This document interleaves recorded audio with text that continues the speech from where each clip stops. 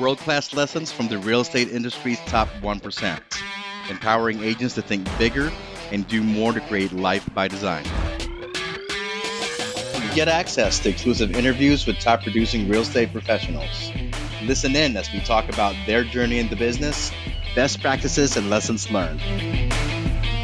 Hosted by Kiro Nasrallah and John Scipione. I mean, one thing that we always say in our office is just action is better than perfection, right? This is Light It Up with Lighthouse Residential. All right, you guys, welcome back to another episode of Light It Up podcast. Super excited about today's guest. We have with us a member of our brokerage, Lighthouse Residential, Miss Nikki Piazza. Hi, thank you for having me, guys. Very excited to be here, see what this podcast is all about. So, very excited. So, Nikki's sort of an interesting role here because Nikki has been with the team now 5.5 years.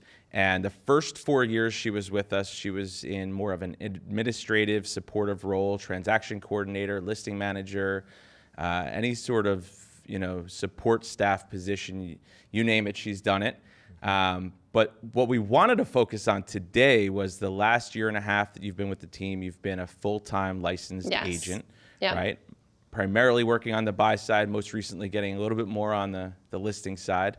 But the exciting part is that this year you're on track to do over 40 transactions. And what we wanted to talk about is how you were able to earn over 6 figures in income in your very first year, because that's quite a huge accomplishment. Thank you. And I think a lot of people would certainly find it interesting. Definitely. So I mean, like you just said too, I started working with John about a year out of college. Wasn't really sure what I wanted to do. I went to school for communications, was trying some different stuff, and just took an opportunity with John. And didn't know anything about real estate. Very, very limited, and was able to work with the brokerage to learn everything from the ground up. So like you're saying too, obviously within the last 1.5 years, took the jump to become a full-time salesperson, which is something I never thought about doing. Just has been very exciting so far. It's something I wish that I did sooner, but definitely happy to talk with you guys today about how we are, how I got here basically and moving forward. Awesome. See, Nikki's super humble. She won't tell you that when she first interviewed with our office, she was also interviewing to be a flight attendant, which is awesome. Oh my gosh. Right? That's certainly a career that very different. A lot of people look very at. Different. But what she also didn't tell you is that she has a huge fear of flying. Yeah, I was about to say that. The decision was easy, basically. Is also exciting, but really, it sounds like you even adding that too. There was no, specific knowing of what I wanted to do. I think that I remind myself every day. I don't know if I didn't meet certain people and certain things didn't turn out if I'd ever be in this role. So. Very grateful for that. Yeah. Awesome. It's really nice. The one thing that's interesting is a lot of people who get into real estate, they're either exposed to like TV shows, they see like $1 million listings, they see Selling Sunset, and their thought process is, oh, this is really nice. I'd love to do this. Can you share a little bit of what your experience was for your first year? Yeah. I guess expectations versus reality. It's funny because I feel like I did watch all of those fun shows, when I was never thinking of being a salesperson and would think the exact same thing. It's, a very glamorous job. You get your own schedule to do whatever you want all the time, and then someone cuts you a check at the end of the month. So very much not like that. This is really only my first, or I should say second year full time. Throughout a full year. So it's a lot of work. It's everything I think most people think it's opposite. So, flexible schedule, it's actually a very strict schedule, doing whatever you want to do. It's sticking to basics and skills and learning and all those things to be able to be successful. So, yeah, it's fun to think about that, I think, and probably some people too think all the stuff that we post and, it's fun. Obviously it's a very fun job, but it's very, very, a lot of work and yeah. Yeah. I think the biggest part people forget, it's actually a sales job. Yes. It's not something that you're going to go in there and you're like, look at me. Nope. Buy the house. No, quite the opposite almost. So I think those things really sell themselves. It's being able to be that factor with helping someone buy or sell, that is where the value is. So that's really the role. It's interesting because I could probably get in trouble for saying this, but I don't really care. On that horrible salesperson exam that you have to pass to get this, they don't teach you, train you, or educate you in any way about these sales skills that you're supposed to have. So these people can easily get a license in 2 weeks. There's no barriers to entry. And now all of a sudden they're handling usually the most important transaction of someone's life with absolutely no sales skills. Yeah. And it's terrifying, if you ask me. So, it leaves us as team leaders in a position where it's like, hey, now we have all these licensed people who are handling transactions under our name with no sales skills. So I think that's where we sort of need to jump in and realize, like, hey, try to figure out quickly what level of sales skills people have, right? Yeah. And I think for you, and I say this lovingly, like, I think when you first meet Nikki, she doesn't jump out at you as like, oh my God, she's like an incredible salesperson, because she's, a lot of times when you think of salespeople, you think of like the loudest person in the room, or the most talkative, or the Car dealer guy, the most outgoing, right? Yeah. But that's why she's been so successful, in my opinion, because she's, a little bit more under the radar. Well, Nikki, what do you think makes you different than a lot of people who don't work out in the industry? I mean, that's like, I guess, a very broad question, but I would say, again, I never thought I'd be in this type of role. So I've never gone into it mentally being like, it's that salesy job, I'm going to have to be slick and, sell everyone. Like I've kind of I learned everything first before going into everything. And that's, I think, what gives me confidence every day talking to people. But I did it in reverse. Like I remember, like you were just talking about, everyone takes the test. Like I remember I was working already maybe 2-3 years before I got my license in the real estate field. And, even just being in those classes, it was weird because it was a contradiction of what actually happens in the real world. And it is scary that, it's just that test and then they go out there and do things. But it's very different applying that actual knowledge to real life. And it's, that's, I guess, what makes me a little different is starting from not coming from that original place of, just thinking sales. So, my first year, I got licensed when I was 18. And I didn't do my first deal until 8 months in the business. And I remember when I was going through the exam part, the broker that I started at, it was like, here, make sure you have 6 months worth of reserves, and then just go ahead, just you'll kill it. You'll do a good job. 8 months into it, I'm just like, no one's actually like buying anything with me. What's going on here? Yeah. And then after that, I was introduced to the coaching part, and I realized it is a sales job. So it took me 8 months to realize that. Yeah. Where for you knew that right from the get because of the exposure you had. Yeah. So if you had to share the impact that exposure had on your success, how would you say, or how would you connect the two together for you? I mean, just the exposure of being involved in a brokerage that, had serious agents, and we were, doing a number of deals, I think allowed me to be in conversations and situations that helped prepare me then to do this full time.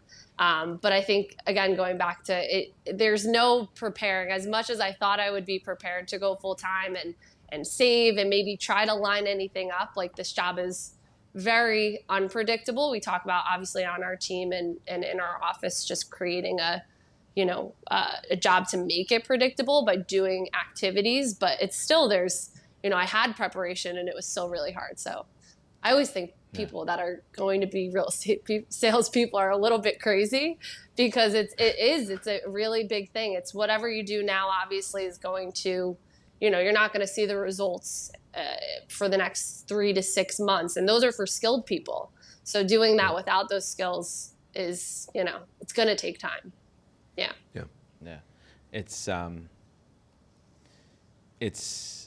interesting to see. And, Nikki did have a leg up, obviously, as we said. She was, in the office for the first 4 years, not actually doing her own transactions. Because just me as like a team leader, I'm like, if Nikki's going to do 40 deals this year, and like for people watching this, like just for a comparison point, the average agent in our market does about 3 or 4 transactions per year. So, let's just say it's 4. That's 10 times the amount of the average agent, right? Mm-hmm. But I would argue you're doing, significantly more activities on skill development, time management, right? All sorts of different training. Yeah. And not only that, but in preparation for this position as an agent, right? You've been putting out fires and handling transactions for our team for the first 3 years. So I don't know if I'm indirectly saying like maybe people that are considering getting their license and being an agent really should, spend some time learning the business a little bit first, if they want to really, jumpstart their career. Because in hindsight, if you think about it, right, like you were supporting the team for 4 years, and we were doing anywhere from 100 to 200 transactions each of those years. So you effectively handled somewhere in the realm of, 600 to 800 transactions. Yeah. Right? Yeah. So you've seen everything, right? Like you've seen houses that have 3 oil tanks. Yeah. Yes, we have those in New Jersey. Yes, you've definitely. seen homes that have had appraisal issues, homes that have had major inspection issues. You've seen the real crazy sellers, the real crazy buyers, all ends of the spectrum. So, I think that certainly, got you to the position where you are. But I think what people really need to realize is, you didn't jump into this with, a book of business. Your dad's not a developer. You don't have a lot of very high profile friends who just, as soon as you got your license, said, "Oh, Nikki, I've been looking to buy a $2 million condo," or anything like that. Yeah. Right? So no. talk to us about how you've been able to, or some of the challenges. How did you phrase it? The challenges. Yeah, I think that's perfect. Some of the challenges that you weren't expecting going into full time that came up, and how you dealt with them. Yeah, no, I think it's interesting to look at the full picture of how many deals I have been a part of if they've not been directly mine. And with that, in my head too, mentally, I was thinking going in full time, wow, I've seen a lot. It's going to prepare me for a lot, but there's still stuff every day that's new, a new challenge, a new, situation. I feel like surprises all of us. So you're never going to be fully ready, but, having that exposure, being around people that you can, accelerate learning from is, I think, a part of what the big challenge is in this job, to be able to do it then successfully. So, yeah. That's good. When you think about the startup time and when you're going through it, and it says, okay, here's your Follow Up Boss account, start making calls. What were some of the shocks that were that you experienced right from the get, and how did you overcome those? Again, I had some background of conversations, but just, understanding that every lead is not going to be a lead today. Every conversation is, even if you've had conversations, could be a crazy person, could be a normal person, not quite sure, but, being able to take notes, really ask the right questions with people too. And obviously in the CRM that we use, it's pretty user friendly of being able to organize things. And, you guys are helping us all organize it in a certain way to be able to be the most productive. But just asking the right questions, being a real person, again, not going back to that salesperson thing, finding the actual needs that that person on the other line is, on the other end is just looking for and being able to assist with that. The thing that I would maybe challenge is I think that you're an amazing salesperson, but the salesperson word, I guess, has a negative, vibe when you hear it. Yeah. Because the reality is that to be a good salesperson, you have to be persistent as hell, and you have to be someone who's providing value and is irreplaceable in the marketplace. Yeah. So I remember I told you the story before. There was a lead that came in on one of our listings, and it was only an email. Nikki harassed the hell out of the person until harassed they were able. maybe strong. Let's use a different word. So lead follow-up was very strong on that one. But this lead came in. There was no phone number. Yeah. It was just an email address. And I remember seeing the thread. You had printed it out. And we posted it on the wall or whatever it was. And Nikki had reached out to them and said, hey, listen, I understand you're looking to buy a home. How can I help you or whatever it was? And no response. And then another email. And then another email, and then a month goes by and another email, and 2 months go by and another email. And you were talking to yourself, let's be honest, right? I was. For 6, 7 months. And then all of a sudden they said, hey, this one that you sent me recently looks interesting. Like, when can we see it? And a week later they were under contract. Yeah, I think. So. I was just going to say, I think that's something with like, Kara, what you were just saying with like speaking with leads. A lot of people think, oh, I have a lead. I'm just going to reach out. It's going to work and it's going to go forward.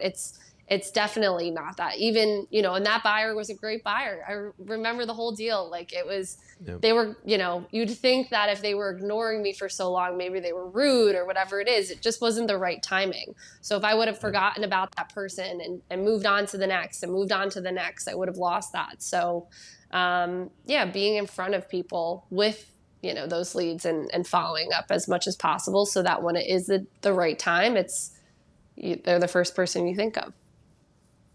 Exactly. That's good. I think you're really great too at planting, having a great, maybe the best way to say it is like having a great first impression where people will say, hey, I'm not ready to do something today, but when I am, I'm definitely going to call that girl. Like, I don't know what it was she said, but she knows what she's talking about. She knows her markets. She knows her market stats. She knows, it sounds like she's been doing this for a really long time. She's been helping a lot of people. And, we might not be ready today, but when we are, I'm going to save her number. Whereas I think when I was getting started in the business, I was like, hey, are you ready today? And they're like, no. And I'm like, tomorrow? They're like, no. And I'm like, forget about that person. Yeah. I'm only looking for people who are ready right now. Yeah. Where, you create that relationship. And I think a lot of times, maybe it's not as obvious to you because you're obviously, it's your own little world. But from an outsider's perspective, a lot of times other agents that are new to the business, when you ask them, hey, how did you find that lead? They're like, oh, I met him at an open house last week.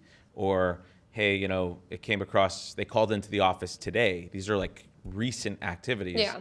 Where, yes, you have a lot of those in your file. Yeah. Yeah. But in addition to that, a lot of the people you're talking to, like you told me this morning. Yeah. You're like, this person that's under contract now, I talked to them, I looked back, like I first spoke to them 19 months ago or something. Yeah. Or whatever it was. But, so, yeah. Yeah. You just, you have that perseverance too. I think you just won't take no for an answer sometimes too. Yeah, definitely that too. I think, and that was, talking to you guys this week, just of like that new agent coming in and again, expecting those leads. It's going to be today. It's going to be today. And that's not always the case. So this is my job, my career. I don't think I'll be retired by next year or 2 years from now, unfortunately. But, it's, if I have an actual connection with someone, and not every conversation, sometimes I don't have a connection or they're, think I am annoying or whatever the case is. But I think the genuineness of certain conversations definitely, read to certain people, most people. So, then again, to keep that and, again, a year from now, hope to help them whenever it's right. Yeah. Yeah. It's interesting because when you think about like the sales that you've closed, right? They can range anywhere from 1.7 million all the way down to what, like 100,000, 150,000. Yeah. I could say Condo Queen. Condo Queen. There you go. We have a joke in our office that Nikki's the Condo Queen because she somehow I'll be the Condo Queen all day. Yeah.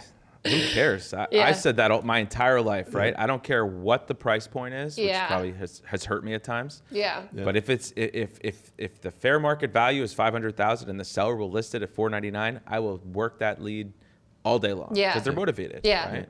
No, that's But so we tease true. Nikki in our office because she somehow attracts these like $200,000, people who want a condo in like specific areas, and you just, Yeah. hey. Sometimes they're the easiest ones too. So it's back to the type of person or motivation there. So some of those, even if it is $200,000, met them twice, went under contract, and that's it. So it's finding that motivation and again asking those right questions. Yeah. I And the interrupted beauty you. of the whole thing is that no matter what price point they're in, you're always making them feel important. 1,000%. You're always valuing what's important to them over what you care about, which is Yep. the commission, whether it's 200 or 1.7. Yeah. So Yeah. There's that's what makes the difference between someone like yourself and an average agent. Yeah. I think that's like, again, goes back with like that glamorous lifestyle. I'm going to go into, this job and sell $2 million houses all day. And we have helped people sell, $200 million homes, and same on the opposite end. But I think it's funny. I remember when I first got my license and it was just, I think like a rental in Hoboken, but I walked in and I was like, oh my gosh, like, I don't know, like the person didn't clean up, and like in my head I'm freaking out, and like the person loved it and they rented it, and there's a property for everyone, there's a price on everything, so just keeping all those things in mind and helping that person if that's what they want, to be able to navigate that. Yeah. And one of the challenges I think that people struggle with is when they're in an office and they see somebody producing like crazy and they're comparing themselves to, and they're saying, oh, well, how come this person's doing so much? Maybe they're doing, they have a secret lead source. Like when we talk to different people in mastermind groups and whatnot, we're like, what's their secret sauce? Yeah. And you kind of get it blown away by the simplicity of their activities, actually. Yeah. Did you struggle with that? How do you combat that? Or what advice would you share with someone who is dealing with that? Yeah, I mean, it's obviously comparing yourself, and I know I have some background, so even though it's my only true second year, it's hard to compare to maybe someone who's just 2 years just doing this, it was their first day. So but not comparing yourself, but not reinventing the wheel. So looking at those simple activities, replicating those, and focusing on yourself, what you could work on, because what I can be a benefit of or that I do really well, someone else may not do, and I may need to work on something a little bit more than another person. So just being able to not compare, but just work on yourself and focus there. Yeah, it's tough because we all want to compare, right? Yeah. I find myself doing that all the time, right? Where, especially in a business where, there's a lot of ego and there's a lot of competitiveness, right? And I think it's okay to compare at some points where you're saying, hey, wait a second, there are buyer's agents out there working with closing 10 buyers every month. Yep. So knowing that it's feasible is great. Yeah. Because once you know that somebody else does it, you could just figure out what they do and usually replicate at least 80 or 90% of it. Yep.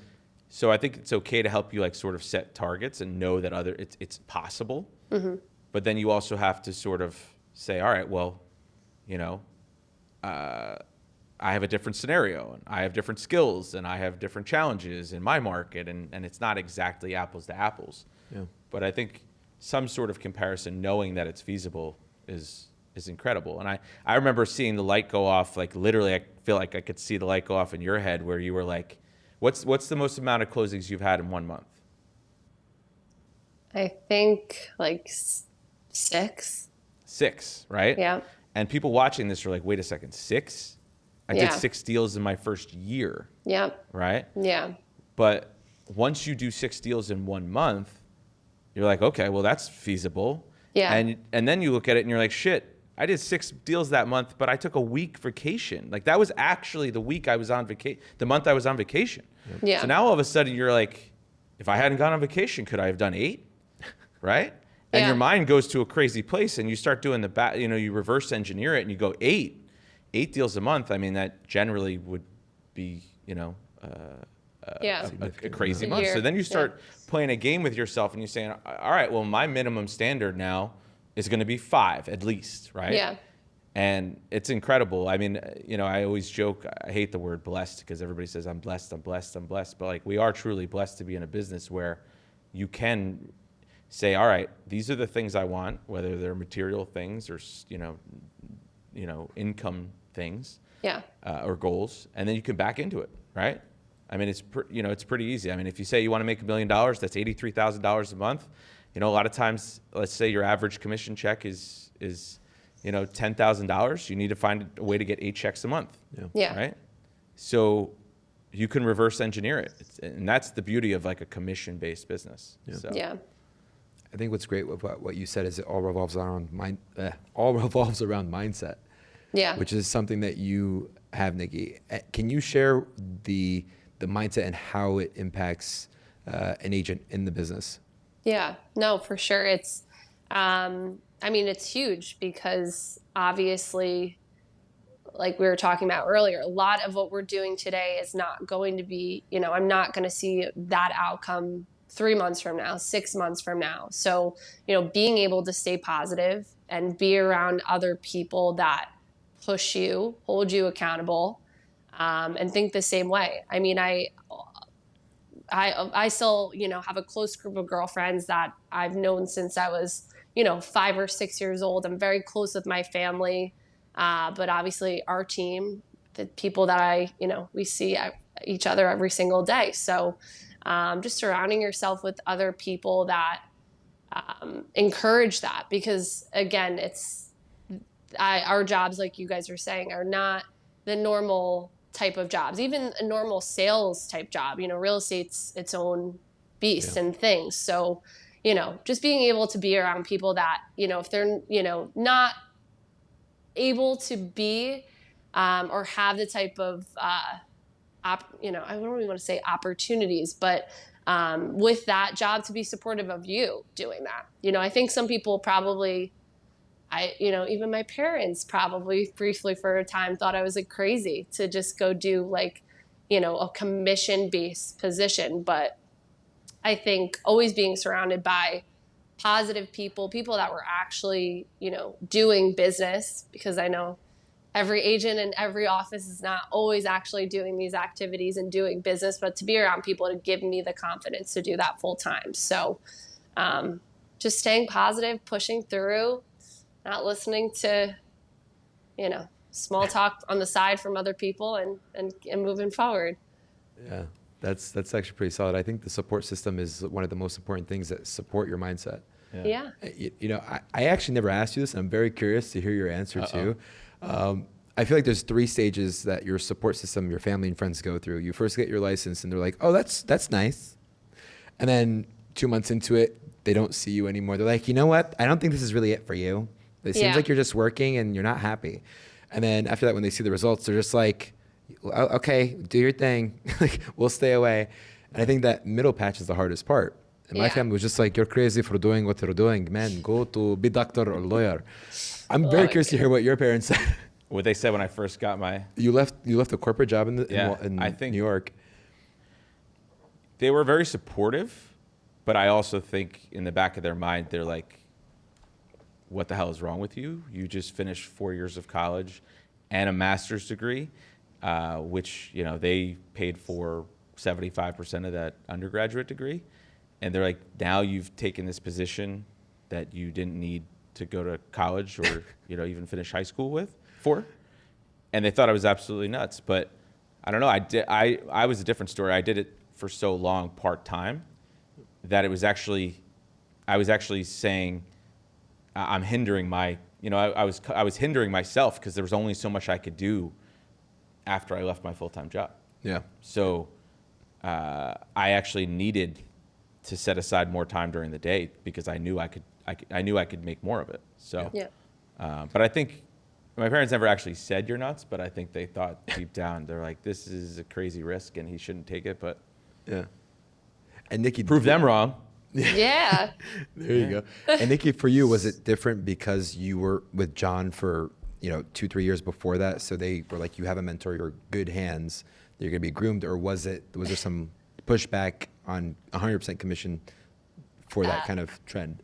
I never direct pushback. I mean, there's my family, friends, boyfriend, everyone's super supportive, but I think probably in the back of their heads, we're like, she's a little crazy.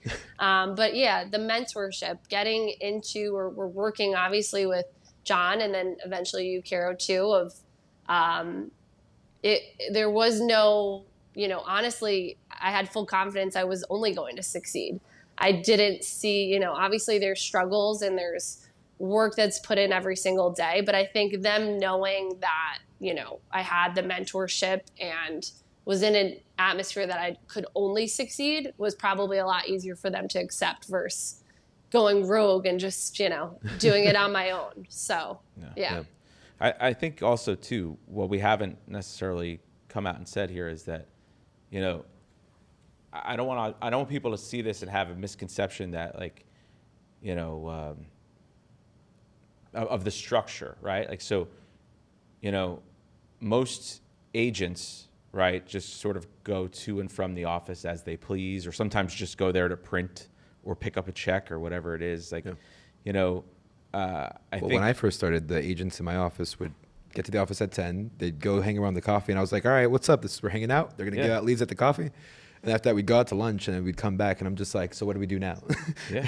And that was the schedule that I saw, and that's what I thought was normal.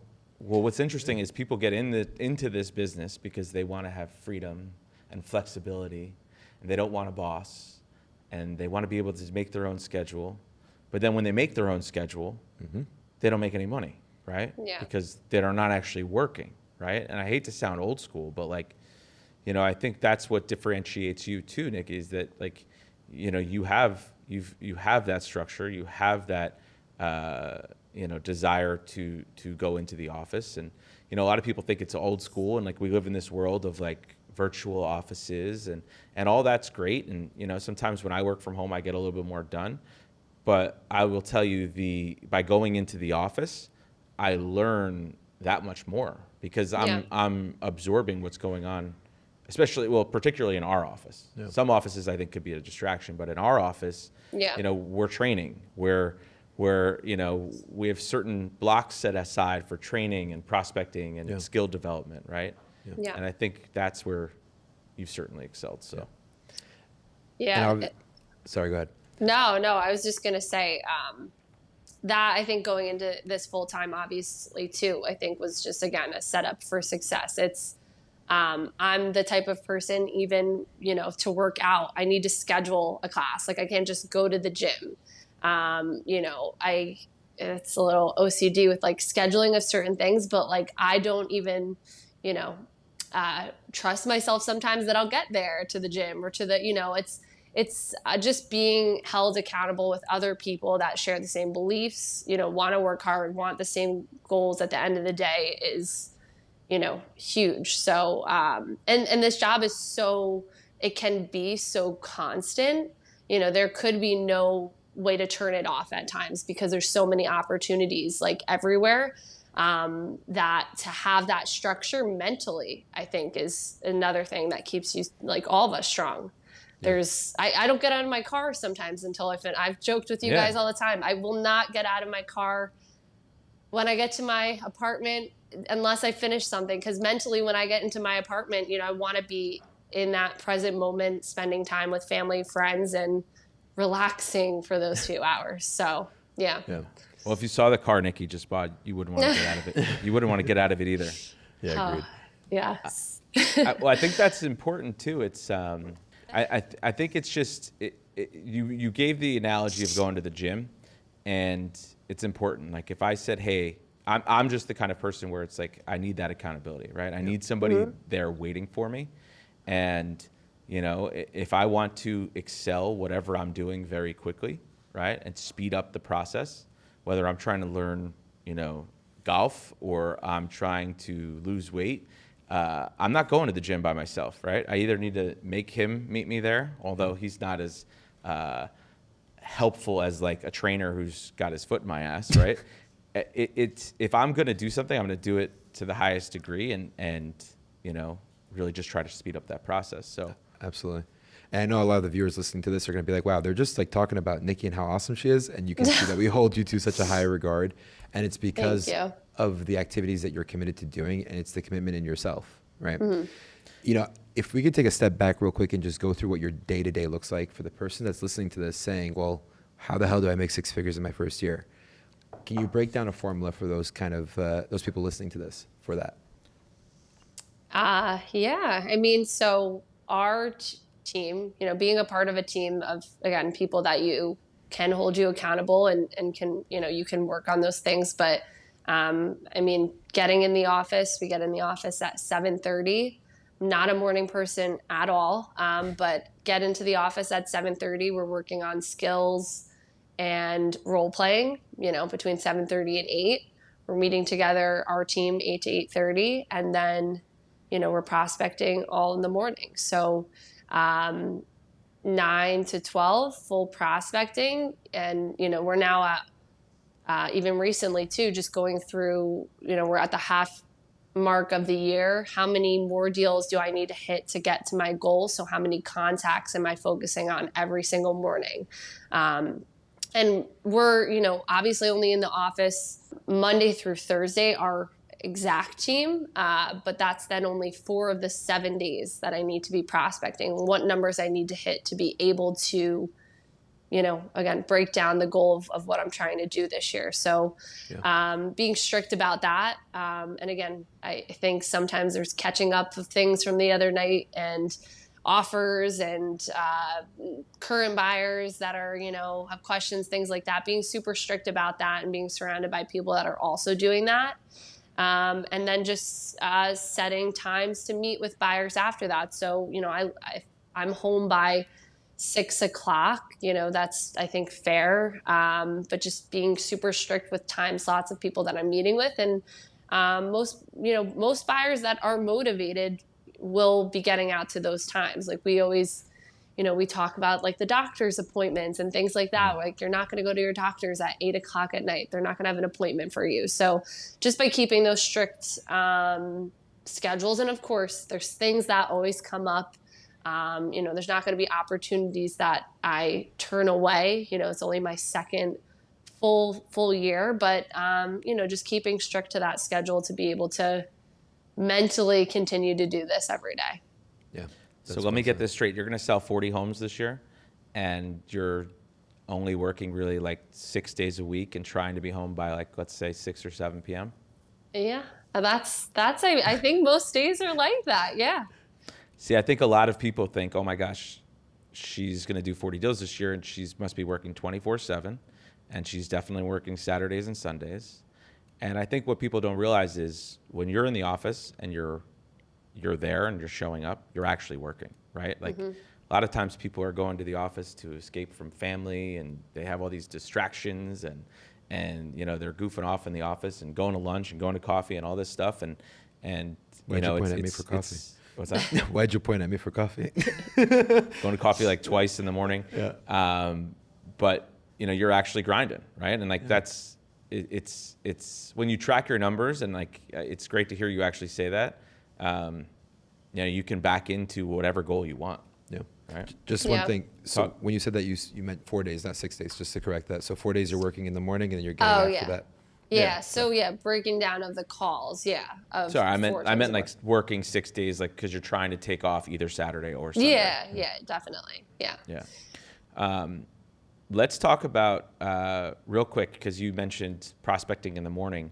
I think a lot of newer agents, at least when I'm talking to people about either recruiting agents or talking about new agents who are just getting into the industry, they are super excited, and but what they want to talk about is social media, and they want to talk about these glamorous things like we talked about, expectation versus reality.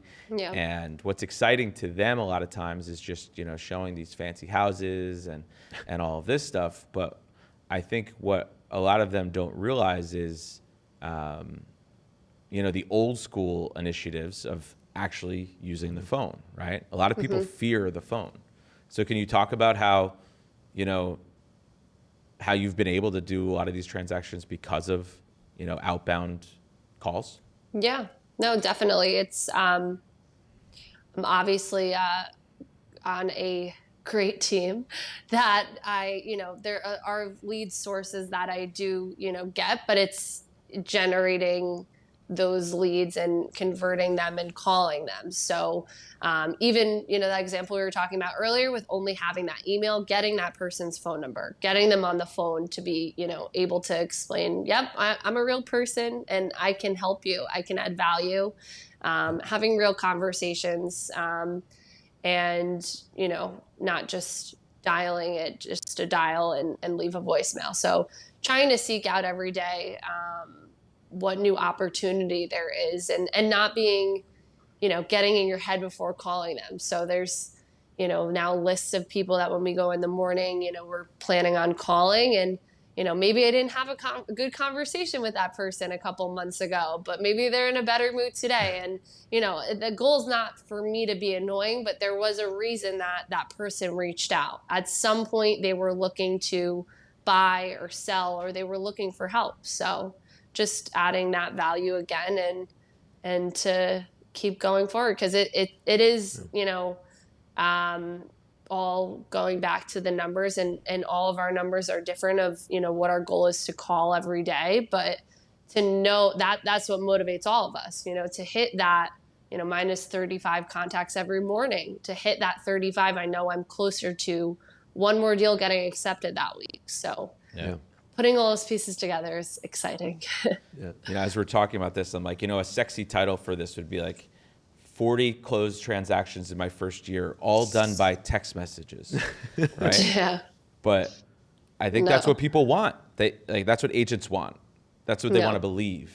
They want to think that I can just text somebody and that they're going to be like, yes, I would like to make the most important decision or most important purchase of my life, all via text message, right?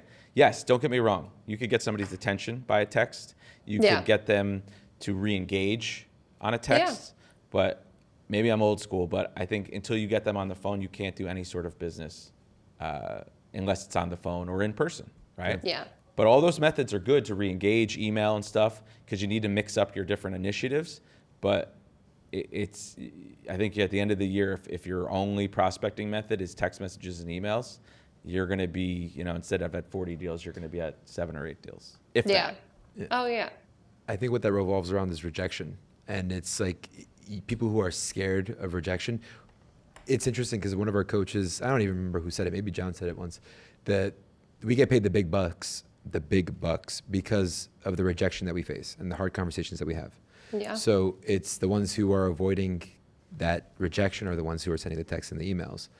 For you, Nikki, I know especially when starting, for me, I was horrified getting rejected. How did you deal with it? Because you were speaking to clients, you weren't speaking to prospects.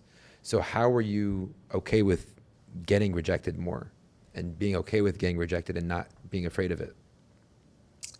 Were you rejected as a child? Oh my gosh. No. No. It is interesting actually, because what you were just saying, a client is very different than a prospect or, a random person that's reached out. I have confidence when I'm speaking with people because I have been through situations, but again, it's being constantly around, a team that I'm learning from and things like that in my own experiences. But I think just, again, being a real person, it's obviously sometimes people are rude or don't want something, but it's not a big deal, and not to take that, stressful call onto the next call. It's a new person, a whole new situation. Just going in, again, positive mindset.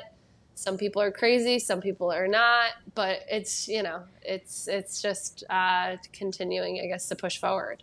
Yeah, I think the difference between you and an average agent is just that, a lot of times if a new agent picks up the phone and they call somebody and they get screamed at, right? Even if it's somebody who inquired on Zillow and said, when can I see this house? Because some of you people watching this will think this is crazy, but this is what happens. Yeah. People on Zillow will inquire and say, when can I see 123 Main Street? And someone like Nikki might call them back and say, hey, I'd love to show you 123 Main Street. And they say, why the hell are you calling me? Yep. And it's like, is this the same person? And that will shatter a lot of new agents. They will not pick up the phone for, another month. Yeah. But someone like you is like, maybe they're just having a bad day.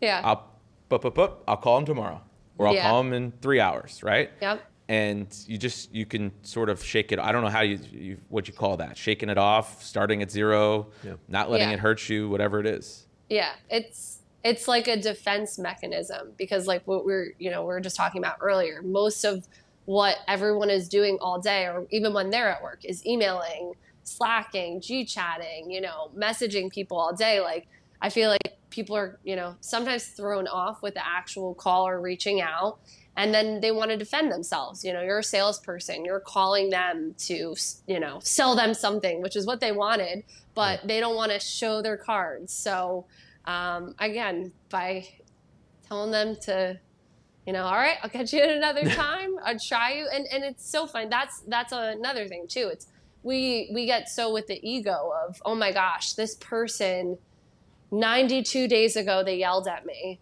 I can't call them today. They literally could not even remember your first name at maybe that point. So just getting past that point too of, you're not that important, and there may be another opportunity, I think is probably too for another new agents. That's oh my gosh, the fear, but they don't remember you. I don't even remember like what I wore yesterday. So exactly, it's that's probably a big thing too. That's one of my coaches once said to me. He said, well, let's ask Nikki. Nikki, when was the last time you went to dinner with your boyfriend? Last week. Last on week. Friday. All right. Do you guys remember word for word what you talked about? Or do you remember? I mean, maybe some topics, but not word for word. Definitely not. That's your boyfriend, and that's a week ago, and you can't remember, right? Exactly. So a prospect has no idea that you tried to call them, that they offended you, that you offended them, that you didn't know what you're talking about. It doesn't work like that. People don't have the attention span to remember. And like you said, you're not that important, right? You're just one person who interrupted whatever they were doing. Yeah. That's I think the more rejection you get, it's like a callus that you grow in your hand, right? You become numb to it. Zig Ziglar had a really, really awesome recording. I used to listen to it when I first started because I was horrified of getting rejected. And I was just like, why? You're so mean. I'm trying to help. But you learn that it's because someone kicked their cat. And if you watch that Zig Ziglar video, you'll understand that someone bothered them and they're just taking out their anger on whoever's in front of them. So it's never personal. They don't know you to make it personal. And your goal is just to get them when they're in the right mood or in the right mindset to be able to make a decision to do something. And that's really all it is. But it's a numbers game at the end of the day. And but it's interesting because all the topics that we've talked about all kind of wrap into one part, right? The stricter you are with the schedule, the more freedom you have, which is something that a lot of people won't understand unless they implement it, right? The more you are committed to developing your skills and knowing what to say, the more confident you are, the more competent you can be in delivering the value to the people you're actually servicing. So you're not calling them saying, hey, just following up. You're actually providing value. With everything that's there and what you learned so far in your first year, looking back at the person that you were a year ago, what do you wish you would have known then that could have even sped you up faster? I think it's something I still struggle with, but just not making decisions for other people and getting things done. There's so many times, like I've seen so many situations and had different conversations, but again, I'm still surprised every day. So again, taking myself out of it, being there to, help them with making those decisions, but, not making decisions. Not that I make decisions for people, but be nervous of those outcomes. Getting it done, moving forward, and moving on to the next thing. It feels so good to feel like, oh my gosh, I got that done and over with. And I was nervous about having that conversation. I was nervous about telling that buyer they didn't get it, or that they did get it, or whatever the case is. So taking myself even further out of things, being more confident that, if I'm not in those things, I can help guide them and be there to do what my job is. Yeah. So what you said is golden, but can you get more specific with that? Because not a lot of people will understand what you just said, but the that's golden a golden part nugget. was taking yourself out of it. Yep. Right. Yeah. Right. Yeah. Taking the emotion out of it. Yep. Yeah. So elaborate a little bit on that. Give us an example. Can you give us an example? Can I give you the example Yeah. you gave me the other day? I think you have an example that you want to share with us. Yes, Whoever's listening to this, Ask this me is the about the biggest example. This is a big takeaway that every agent struggles with. All right. Yeah. So remember we Go. had a listing, you and I together. It was $700,000. Do you remember this? I won't say the address. I won't say it. Yeah. 123 Main Street. Yep. We had this listing, right? And we thought for sure this seller would never take anything less than $700,000. So Yeah. when we got an offer at 680, you and I were both afraid to present it, right? Not afraid, but we were like, Yeah. No. in our heads, we were like, they will not take this offer. Yeah. And what did we do? We made up the decision for them, Yep. right? And maybe we didn't present it immediately. We waited an hour, 2 hours. We finally made the call and we said, hey, we got an offer, right? And if this was me 3 years ago, I'd be like, hey, we got an offer that I don't think you're going to like. But instead, we were like, hey, we got an offer. It's at $680,000. What did they say? How soon can they close? Yep. Let's do it. And all that workup and emotion and Yeah. excitement, you got to take the emotion out of it and just say, Yeah. hey, this is the offer. It's actually a very strong offer. And we would suggest that you take it. Yeah. And they did. Yeah. Yeah. Just not escalating, for someone else to, like you were saying, the emotions. It's, being able to assist and guide them, but everyone's going to make their own decisions. And even though we do ask all these questions and understand maybe where certain people are coming from, like in that example, we knew, oh, no way, but it's their decision at the end of the day, and not making those decisions for people, helping them get to that point and moving on to the next. Yeah. And I think there's two things that exist too. Number one, you can't assume that every client shares everything with you. So they could be telling you that this is exactly what they need when they have some flexibility. And number two, people's lives change every single day, right? So if they were really firm on 700,000 a week ago, well, they could have found out this morning that, their job starts earlier than they thought and they need to be there quicker. And for them, it's not worth, arguing over $5,000. So, Yeah. At the end of the day, go ahead. No, I was just going to say, not interjecting yourself in that decision, not putting yourself in between that and the outcome then. Yeah. And I think this is a good segue because as we've all talked about recently, the market is clearly changing, right? And we're definitely getting into a world where interest rates now are, twice what they were last year, right? Yeah. We've gone from 3% to 6%. And tell us a little bit about how that's changed over the last couple of weeks for you and your business and what you're doing to offset that. Yeah, no, it's definitely changed quickly too. Whether it's rates, just like the atmosphere of the market, and there's things that are changing, but it's reminding me, and I think all of us again, of all those skills that we've been practicing and working on and coaching and training, that, to continue to do that so that, we're ready. I was thinking about it too. Like, I think a lot of agents right now are scared, and it's exciting. I'm excited, to just kind of see what I've never been in a market that we're going to get into. And I think it's going to, weed out some of those people that don't want to have those difficult conversations, don't know the skills that it takes, it's not going to be listing a house and getting 10 offers. There's going to be skills involved. So, and some skills I don't think that some agents that are actively working now necessarily want to do. Yeah. So, just getting excited to more opportunities, honestly, is what I'm looking at it like. That's powerful. You just gave me goosebumps. Yeah. That's really good. to hear that you said you were excited, where most agents are like, holy shit, I've been able to do deals without having to talk to my seller. Right? Yeah. I list a home at $1 million and offers come in at $1 million. And I don't have to answer questions of like, how come there was only one showing last weekend? Or when are you going to hold another open house? Or how come there's no ad in the New York Times? And all these crazy things that, that sellers, will ask if their home doesn't go under contract immediately. So to hear you say you're excited, it sort of brings me back to that quote that we were talking about this morning. Do you guys remember? This is a quiz. If you stay ready, you don't have to get ready, right? Yeah. So our whole mantra in our office is just like constantly working on our skills, constantly making sure we're prepared so that when shit does hit the fan, we're ready.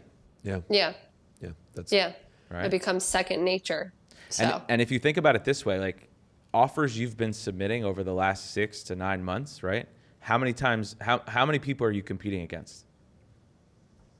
15 other serious buyers, 20 other serious buyers, 40 other serious buyers, a lot of other buyers. Yeah. Right. So what Nikki's saying is that there's been times where she's making offers on properties and there's sometimes 40 other bidders, right? And sometimes you're getting outbid, and sometimes, most of the time, I like to think, you're winning the bid. But what I'm getting at is that in this market, when there's a lot less buyers making offers, sometimes 3 or 4 now, right? You're that much more prepared, and you can make your offer stand out because that's what you've been doing in the hard times. Yeah. Yeah. That's really good. The one thing that comes to mind that I want to share with you guys is when you think about be always ready so that you don't have to get ready, hindsight's always 20/20. If everybody listening to this thinks about what happened during the pandemic, they can think about a couple of people, maybe people they know, people they heard about, who actually made a significant amount of money during a pandemic where people were horrified hiding in their houses, right? It reminds me of the story about the 2 brothers. So in New York, there was 2 businesses, 2 pizzerias, essentially a block away from each other. One was owned by this guy who had a bunch of staff, and another one was owned by 2 brothers who also had staff, but they were operating the business together. The pandemic hit. The older gentleman who owned the pizzeria was trying to figure out a way to get those the government grants to pay his employees. The 2 brothers went straight to Home Depot, bought a bunch of lumber, and built a to-go rack so that they can actually still operate their business. They saw a massive opportunity. Because of the pandemic, they were able to open up 3 other pizzerias. So when you think about the aspect of being ready, when there's a downturn, that's when you actually grow even more. And you take over more market share. Because your value and everything that you've been sharpening your skills, your blade for, that's when it comes to shine. Because the agents who went on presentations and said, hey, I'm going to suggest a price point of $500,000, and the seller says, I want $600,000, the response back is, okay. Those are the people who die out very quickly because that's no value. So, well, you have to ask yourself too, agents who were successful over the last year, were they successful because of skills or because of a very good market? Right? Because like we said, if you were able to get a listing, oftentimes it was selling over the last year or so, right? With very little, let's be honest, right? A lot, you didn't really have to roll up your sleeves, right? You price it right, you do the photos, you do the things that we all do really well, and you do the right marketing, and you're doing the right initiatives, but those were easier sales than what we've experienced over the last 5 or 6 years, right? But again, you have to ask yourself, did those sales happen because of the skills or because of a great market? Exactly. Because if it was really just a great market, you did nothing. What's going to happen to those agents now? Yep. So, and that's again where I think someone with the skills like you have is really going to shine. Because I don't think there's any reason you can't do, no pressure, 60 transactions in the next 12 months, right? I mean, you've already told us you could do 6 or 7 closings in 1 month. So that would be 72. Yeah, forget. I knew someone was gonna do the math there. Yeah, no, it's and again, those skills, working on those skills, it becomes natural. So it's a lot of what you were just saying. Obviously, a good market and good rates and motivated buyers, motivated sellers. There's, you could probably do a whole deal without having a difficult conversation, but being able to know how to answer in what way and in a beneficial way and obviously a helpful way too to a client. And there's a lot of things that can come up. It's not easy being a real estate agent. So. And you know what's crazy? We were talking about this on a call with Novello too, a mastermind. He's like, you know, it changes the whole dynamic of our business, right? Like when we go into a down market, we need to have a whole different staff and setup, right? Because now we have to have people who are equipped to talk to our sellers and have those same difficult conversations, right? We could essentially in the last year or so get by, and we did, with not the most efficient or, not a lot of support roles, right? Yeah. Now you literally have to bulk up because of the more difficult conversations, right? No, absolutely. Like those days of putting something under contract in 5 days with 17 offers and not having to have those hard conversations, it's going to be a while before we see that again. Yeah. Though, as we come to the end of this, I have a couple questions for you, Nikki. Okay. All right. So first, what was the biggest lesson you learned over the last 18 months of your career? Biggest lesson. I mean, I don't want to like re-answer, but I mean, kind of again of taking yourself out of it, not being attached to outcomes, and the accountability. I mean, the accountability is huge for me. I don't think I'd be able to do this job without that and without a team that could support that. So, yeah, I guess that's a big takeaway there. And I think what you said is important, not being attached to the outcome. Yeah. Yeah. Right? Committed to the actions, not to the outcomes. And what I think you mean by that is like, hey, if you submit an offer and the buyer doesn't get it, and you can actually say to yourself, hey, did I give them direction on pricing? Did I give them direction on down payment, direction on which lender they should use, closing time frame, everything that you've been trained to do? And if they took your advice or didn't take your advice, doesn't really matter. You gave them the direction, you did your job, and if they got it, great, then that's should be celebrated. And if they didn't, it's probably because they didn't take your advice. Yeah. The mantra is, if it's meant to be yours, it will be yours. Or if it's meant for you, it'll be yours, which is so true. Yeah. And seriously. one of the other questions is, if, let's say your sister Shannon comes up to you and says, Nikki, I'm going into real estate, and you can only give her one piece of advice, and it's the only advice for her to get into the business, what would that piece of advice be? Shout out Shannon. Shout out Shannon. Fabby. I mean, not that I think I have it all figured out. I definitely do not. But join a different company. Being a part of Get away from my company. No.